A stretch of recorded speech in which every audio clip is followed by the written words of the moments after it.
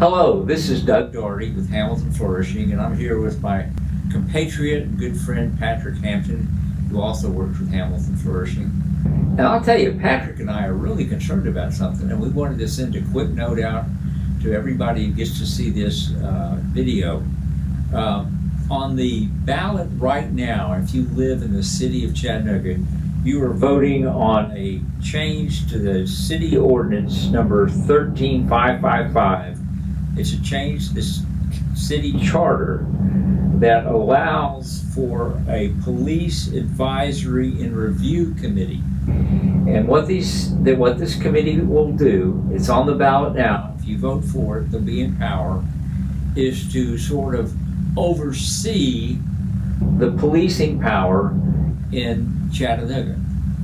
Now, there's another similar ordinance coming up in the March 3rd of next year's city election, which takes complete control of the police away from those who are now in control and gives it to a board of nonprofit appointees.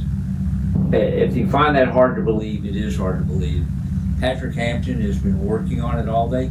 Patrick, tell us, what's the genesis of this whole idea of getting control of the police? Well, if many of you have been following the news or watching the news, you've seen for about 45 days this summer, there was a group of people downtown kind of protesting and declaring that it's time to defund the police. Well, what I found in my research is that this group of leaders that are downtown doing this, they have now moved a step further than just defunding the police, but they actually want to create what's called a community control board, or they want community members to have control over the police. They are not just satisfied with the police advisory committee.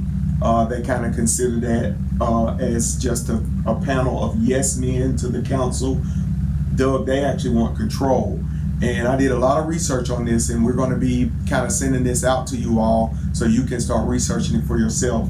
But it's like you said, it is 6 nonprofit organizations that will nominate a leader, and also these leaders will actually be paid. They are demanding that this control board be paid just as much as the city council.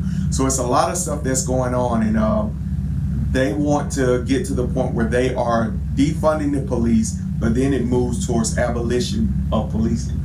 Yeah, and this is, and let me make this clear again, we're talking about 2 different movements that you'll be faced with as voters in the next several months. One is now, if you're an absentee vote or you're a mail-in vote, you're voting on it now in the city of Chattanooga, and it is to create I'm looking at the ballot, a police advisory and review committee. We're opposed to that, and it's real simple.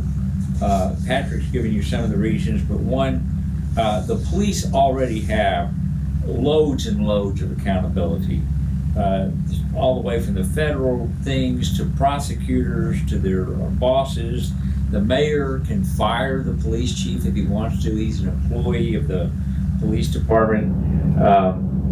And they have found elsewhere that these groups, and Patrick, you say a little bit about this, have proved to be a slippery slope every place they've started. And their ultimate goal is to hire and fire the police and police leaders for whatever they consider wrong. Wait a minute, before you go on there. So that's the second reason. First reason is there's sufficient power now to control the police. Second reason you should be against this, it's a slippery slope.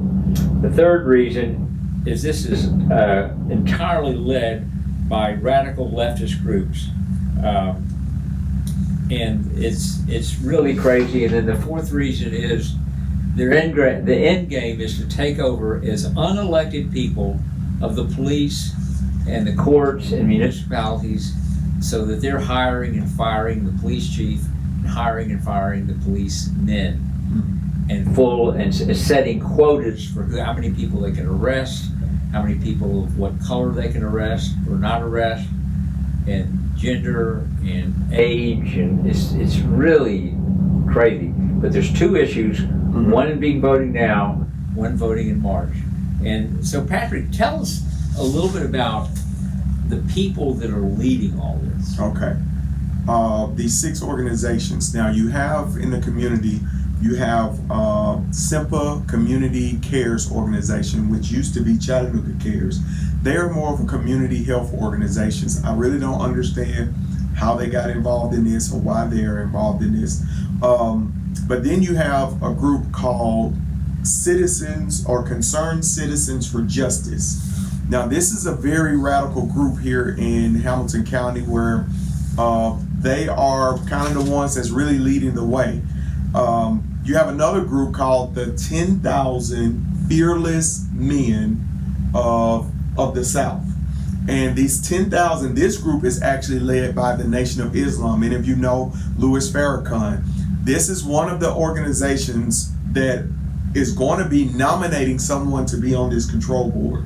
And if you've studied Louis Farrakhan, you know that Louis Farrakhan has said a lot of racist things in the past. He actually says on one occasion that that white people needed to be retaliated against.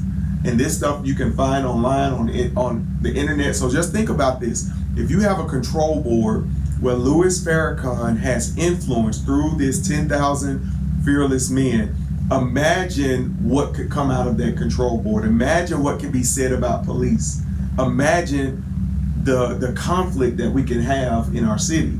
And so you have them, you have a lot of the Black Lives Matter affiliate groups are also affiliated with this. There's one group called I Can't Breathe Chattanooga. These are the people that went to Mayor Burke's house and Chip Anderson's house and was protesting outside.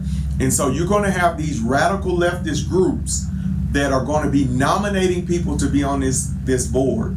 And so I think it's something that we all need to be aware of and we all need to tell our family members about, because after the advisory board, they're going to move on to the control board, and we need to vote this down if it comes to Chattanooga or Hamilton County. Has this happened in other cities, Patrick? Yes. I've researched in Chicago. This happened in Chicago. It's been up for about 3 or 4 years in Chicago. And the one that you may be familiar with is in Oregon, in Seattle, where that whole Chad and Chaz movement started with them creating a community control board. And that city council voted to give them so much power that they were able to create their own zone within a city and police their own zone. And we've seen what that turned out to be. I mean, there's feces on the street, people being killed, there's food everywhere, no trash is being picked up because this board seized the power from their local government. That is the danger of this ordinance. Yeah, I think when we put unelected people in charge of the policing power with guns and all the coercive power of the police, put unelected people in charge of that, that's a total mistake. Mm-hmm. Total mistake. So we're encouraging you as Hamilton Flourishing, don't support this referendum that's on the right now, that's on the ballot for August, and be watching out for the one that's coming up next year in March. Thank you. This is Doug Doherty with Hamilton Flourishing and Patrick Hampton, and we'll be sending more videos out to give you more information about this. Thank you.